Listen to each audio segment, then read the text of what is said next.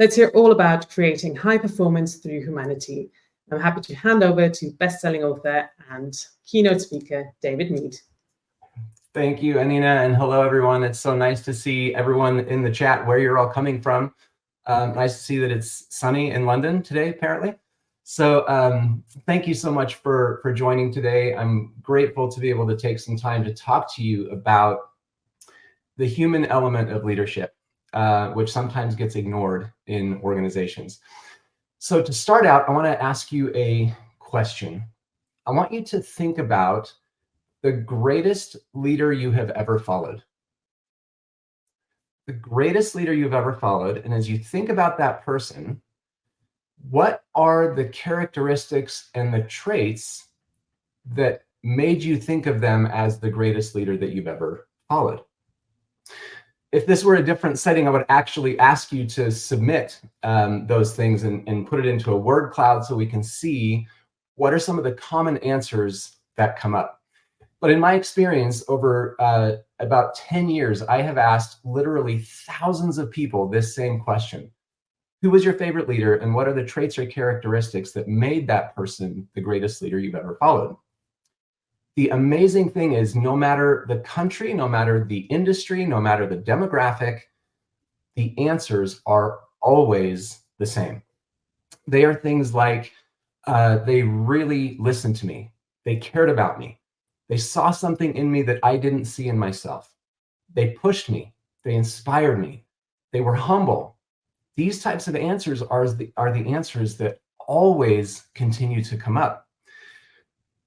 The general theme of all these answers shows that the greatest leader that you have ever followed was not that leader because of what they did. They were the greatest leader you have ever followed because of who they were. Now, I have been asking this question, gathering this data anecdotally for years. But a couple of years ago, I met a guy by the name of Tim Spiker, who I've now become a colleague and a partner with in a couple of projects. And he actually did statistically significant research that showed that a significant portion of your effectiveness as a leader comes from who you are, not what you do. Now, that doesn't mean that all the tactical, operational, daily things that you do as a leader are not important. Of course they are. And I'm not suggesting that we diminish or stop doing those things that make us those great operational leaders. What I'm focusing on today is, how do we bring that human element into balance with the operational element of leadership? Because when you have both of those things together, that's when you become a leader worth following. That's when you create a culture where people want to come to work rather than a culture where people have to come to work. So going back to this research that my friend Tim did, what he found is that 3/4 of your leadership effectiveness comes from who you are, not what you do. Even more interesting is that other agencies like Gallup and other big agencies who have done similar studies corroborate and support this number. This is the reason that I'm talking about this today. It's so important to focus on the human element of leadership. Now, as I mentioned, as I've asked this question to thousands of people all over the planet, the same answers keep coming up, and there are usually between 12 and 15 answers that are the most common.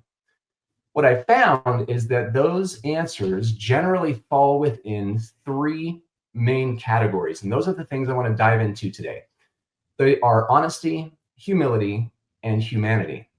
And we're going to do just a very brief introduction to each one. Let's start with honesty. The definition of honesty, as I see it in the context of leadership, is to align your behaviors with your values and beliefs, and to recognize when you veer off course so that you can do the hard work of bringing yourself back into alignment with your values and beliefs. There are very few things I have found that ruin trust on a team or in an organization more than when a leader or an organization says one thing and does something else. I think we've all experienced that.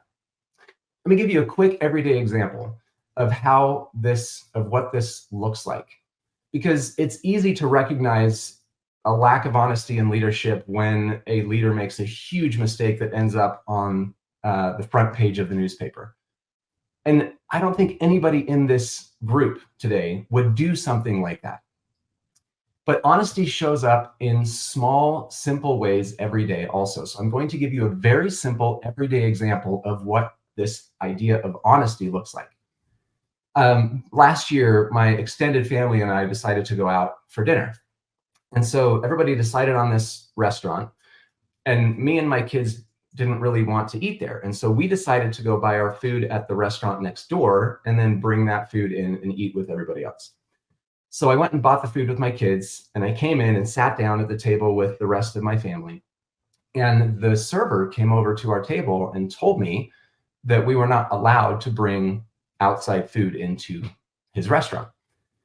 And so I, very visibly frustrated, packed up my food and took out and left and stormed off and probably said something unkind to the waiter. And I went back to the restaurant next door to eat my food with my kids.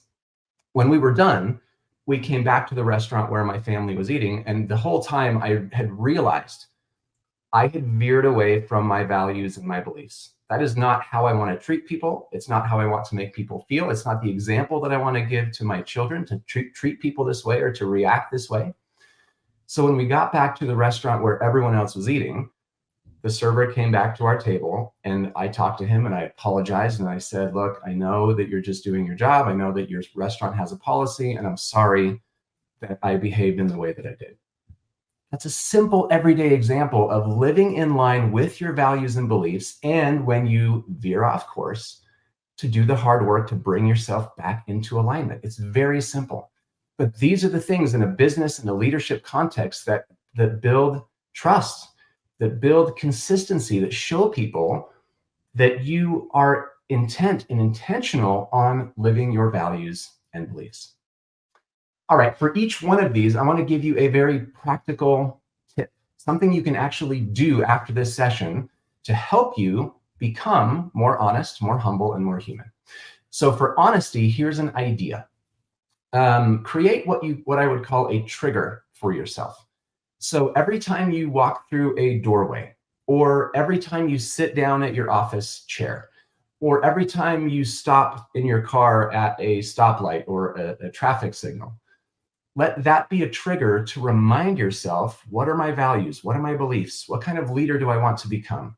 What kind of example do I want to set? What kind of environment do I want to create for my people?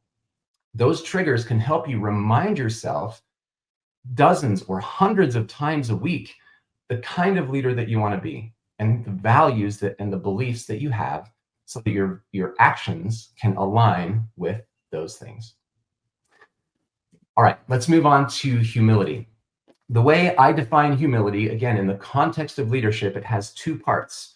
Humility is about putting others before ourselves while recognizing our weakness and strength without letting ego get in the way. We talk a lot about humility, and I think everybody recognizes that humility is a good thing, but often especially in a work context, we see humility as weakness. And I want to challenge that assumption.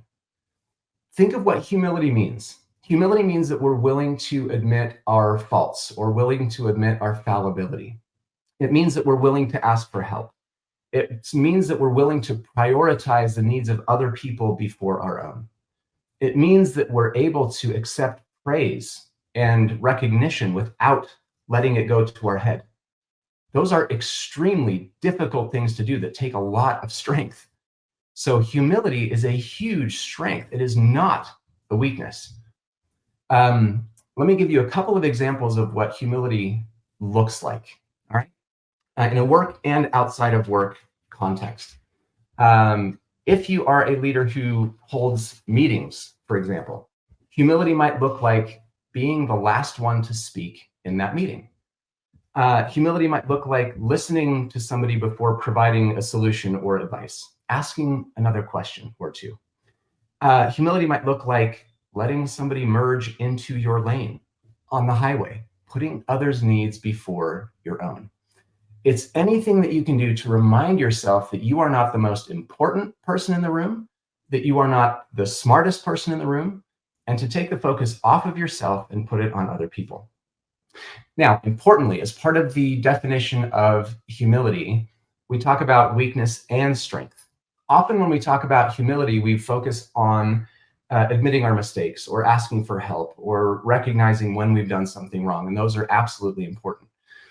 But we don't often talk about the other extreme of what happens, all the positive things, when we're recognized, when we are acknowledged for something that we've done well.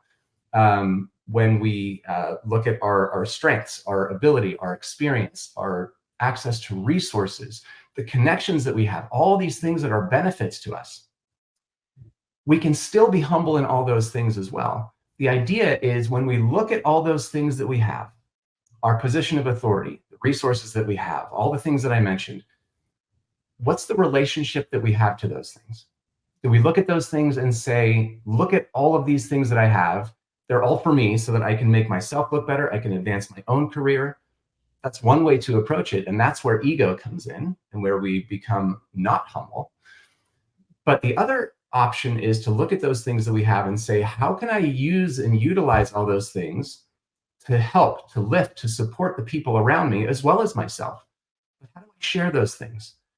That's what, when we do that kind of thing, it brings into play an idea that I call humble confidence.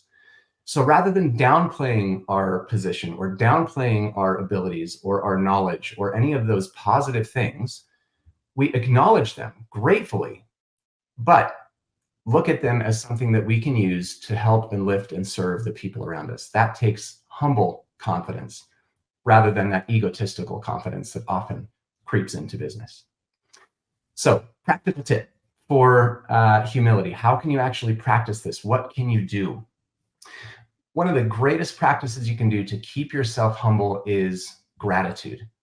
And not just general gratitude, but focusing on gratitude for the people who help you to live the way that you live. That could be your team, other colleagues at work, could be people at home, or it could be people that you don't even know. Having gratitude for the law enforcement people that keep your neighborhood safe. Having gratitude for the people who clean your hotel room, the people who come and collect your garbage, all of those people who allow you to live the way that you live. That's a gratitude practice that reminds you that other people contribute so much to your life. And when we can focus on the contributions of other people to ourselves, that keeps us humble. That keeps us focused on others rather than focused only on ourselves. So a gratitude practice is a great way to practice humility. Okay, last concept is humanity. The way that I define this again in the context of leadership is displaying a genuine care and concern for the human experience of the people around us. How do we help people to feel seen, to feel heard, to know that they matter, to feel like we genuinely care about them as an individual and as a human being? As I've now given you all three definitions, and we'll dive into this one a little bit more, think of the leader that you thought about at the beginning of the session when I asked you who's the greatest leader you have ever followed. My guess is that they probably had one or more of these traits. So humanity. Let me share a quick story. I have a friend, his name is Craig, and for the last 5 years or so, over 12 or 1,300 days, right? I haven't done the exact math, but it's been over 5 or 6 years. Every single morning, he has sent a text message to somebody in his life telling them what they mean to him and the reason that he's grateful that they are part of his life. I received that text from my friend Craig on day 1009 of his journey with this. And I don't remember exactly what it said, but I do remember exactly where I was and the feeling that I got when I received it. This was pretty much in the middle of COVID, a little bit after the middle of COVID, when things were at their worst, when most of the people that I talked to during the day were just on my schedule. We had virtual meetings all the time, and we knew exactly who we were going to interact with during the day. But all of a sudden, out of nowhere, came this beautifully random, spontaneous, human outreach that meant so much to me. And Craig and I don't work together. We have no business association necessarily. And so it wasn't anything that was work related, but it was so nice to know that somebody was thinking about me. Somebody appreciated me. Somebody saw me for what I was contributing to their lives. And it felt so incredibly good. This is what humanity is about. It's about helping other people to feel seen, to feel heard, to know that we're thinking about them, that even though they're not on our schedule or we don't have to interact with them, we choose to see them. We choose to have that interaction. So, practical tip for humanity. Something very, very simple is practice presence and curiosity. When you're with somebody, be with that person. Put your phone in another room or in your pocket. Close the laptop. Do everything you can to eliminate the distractions that you have and focus intently on them and be curious about who they are, what matters to them. Ask questions, genuinely have an interest in them as an individual, and you will be blown away at how people open up to you, what they will tell you, what they will share with you. And the relationship that you build will strengthen far beyond anything else that you could do beyond just that presence and curiosity. Okay, let's wrap it up. When we practice all of these three things consistently over time, what happens is what I call the magic middle. Naturally, what happens is that you will build more connection, more trust, and more psychological safety within your organizations. This is what leads to higher performance.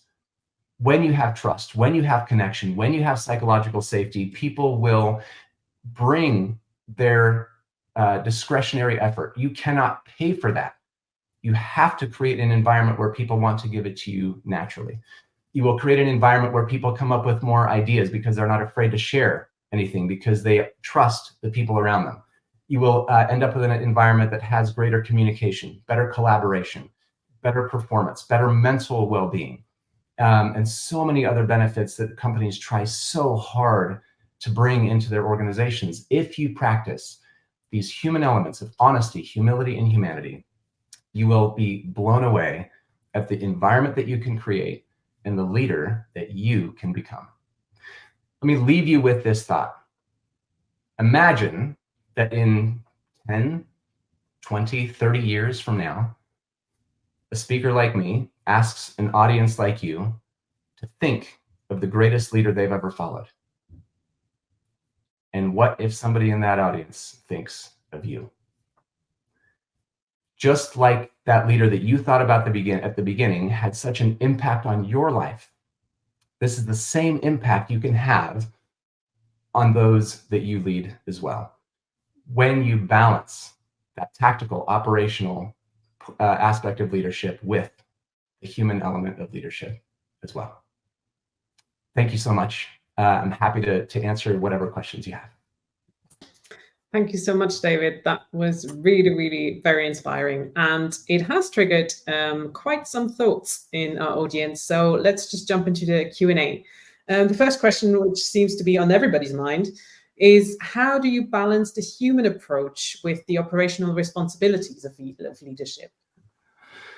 This is a question that I get frequently because we feel like, well, we can't do both. We can either be good operationally or we can be that, kind of good, inspirational, motivating leader, but we can't do both.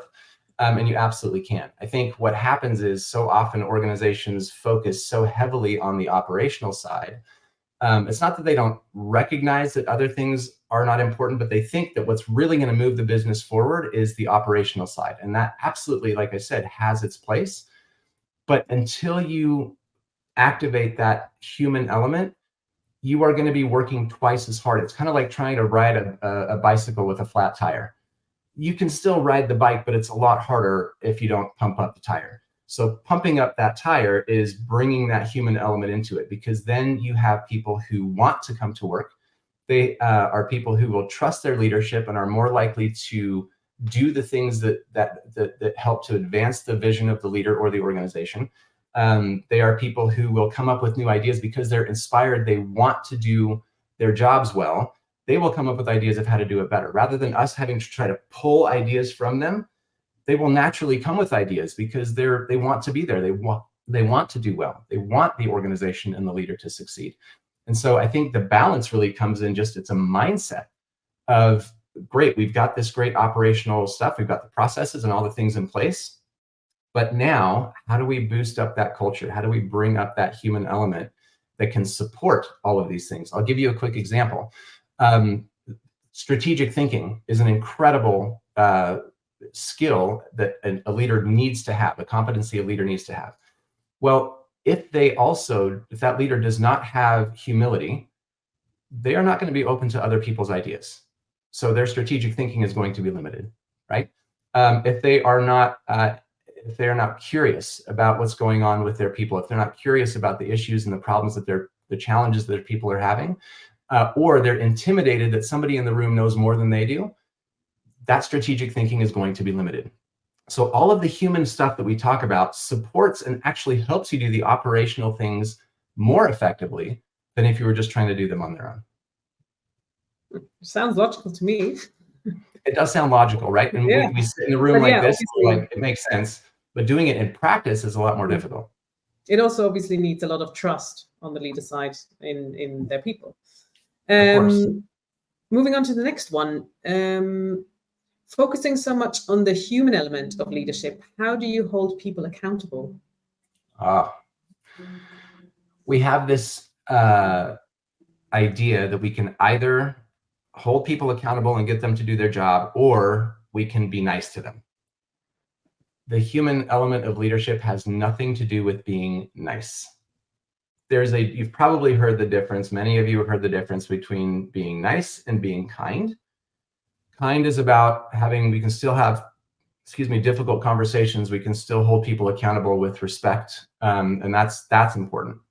But what actually is interesting that you'll find is the more you build that trust, the more you build the human connection, the more you build the psychological safety, the easier it is to hold people accountable. Because now you're having that conversation in a constructive way of, rather than, hey, you've missed your target 3 quarters in a row, one more time and you're out of here. That comes across very differently than, hey, you've missed your target 3 quarters in a row. Are you okay? What support do you need? How can I help? What training do you need? Let's make sure that you get what you need in order to do this. We still have these objectives. We still have these, expectations that need to be met. And I'm going to do everything I can as a leader to support you because I genuinely care about you and the experience that you have here to bring that performance up. That is a very different conversation, and it feels very different to the person receiving it. Right, going straight to the next one. What do you think about gratitude and compassion in relation to the skills and abilities that you mentioned? I think both are incredibly important, and compassion I talked a little bit about gratitude, and I think a gratitude practice, no matter how you do it, there are so many just even health benefits to gratitude. So yes, 100% gratitude. Let me talk a little bit about compassion, because that's an interesting one. I read an HBR article a few months ago that sort of had a scale of caring for others, right? And it started with, I think, sympathy, which is, oh, I feel really sorry for you, but I'm not going to do anything about it. And then empathy, which we talk a lot about in business, which is sort of feeling with other people, as Brene Brown puts it, putting ourselves in their shoes, understanding what they're going through. Like, that's the next level. Then it bumped that up to one more level with compassion, which I really liked. And compassion is having empathy with an intent to act. So when we have compassion for someone, we still are understanding who they are, what they need, what their challenges are, getting in their shoes, feeling what they're feeling, and then doing everything we can to help move them forward beyond that challenge. So I think compassion is a great way to put that empathy into action. We have to be careful, though, because especially as leaders, oftentimes we get into this, like, I have to fix it mentality. And we have to be able to determine, and this is where that trust and that relationship comes in.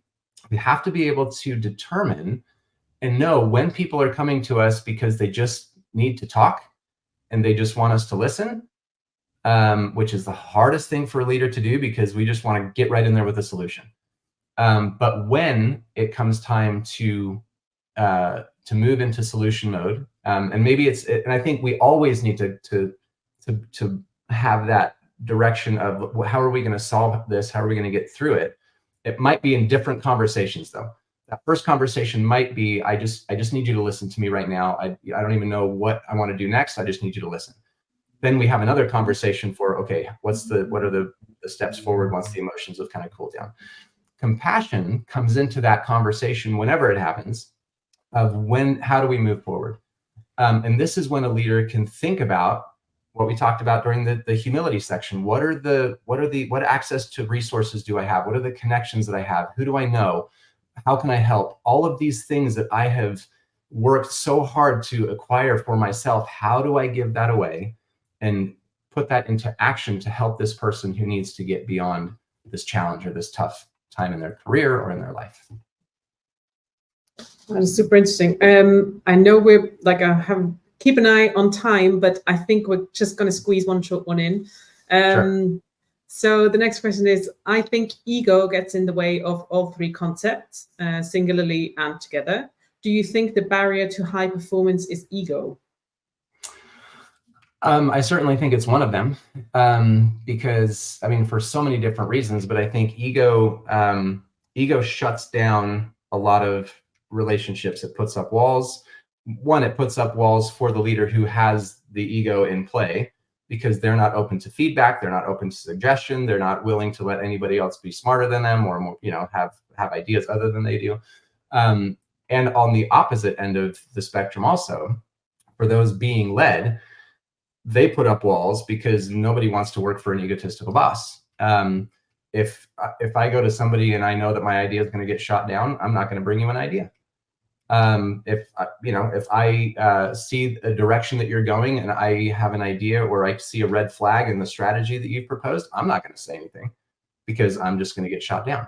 So I think absolutely ego has a huge part to play in high performance or a lack thereof.